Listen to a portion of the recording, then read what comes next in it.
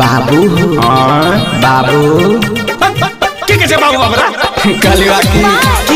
मैं मतलब अरे बोल ना शादी की शादी हमर नहीं होते के कम करिया कौन कने काज के आ दुश्मन अनाज के केकरा बेटी वाला भले जे तोरा दे तोरा होई गेलियै जा बहनया बनय मनबा तोहर बतिया होई गेलियै जा बहनया बनय मनबा तोहर बतिया त की करबी हे लगन में हो बाबू कर दे हमर सदिया हे लगन में हो बाबू कर दे हमर सदिया लागल छै लॉकडाउन कोई नहीं जइतो तोर बरातिया लागल छै लॉकडाउन कोई नहीं जइतो तोर बरातिया त कुछ दिन थामे रे बेटा कर दे बहु शादिया त कुछ दिन थामे रे बेटा कर दे बहु शादिया बुझली की बुझबे प्यार बार अपना तके की बुझबाओ आ नहीं बुझली तो हमर पंच उखाड़ ले भी रे की उखाड़ दे तोरा बताइया मकई के तुम लगत बाहर उखाड़ दे बाहर अरे सबर के फल बहुत मीठा होय छै बेटा अब हमरा बर्दाश्त नहीं पा भूल जो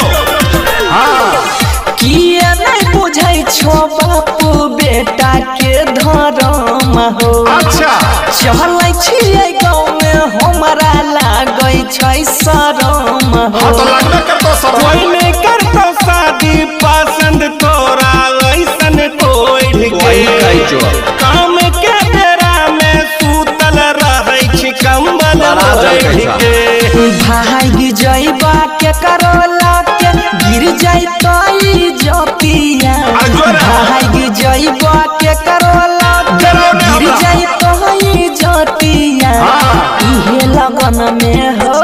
बाबू कर दे हमर सदिया कोई लड़कियों को मिले के चाहिए बाबू कर दे हमर क्या बुझे जो अरे सब बुझै छियै लेकिन तोरा के देतो लड़की अपन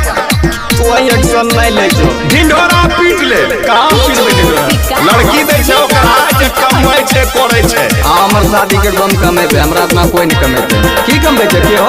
पैसा कमबै छै जो जाके दिल्ली जाके कमा कौन चीज कमे पे रिक्शा जाके घीच छैला बिहारी से कह के मंगबा बर तुहारी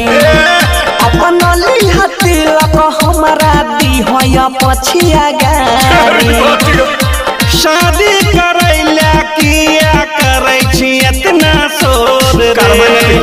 कर देब बेटा तोरा कनिया बेजोड़ रे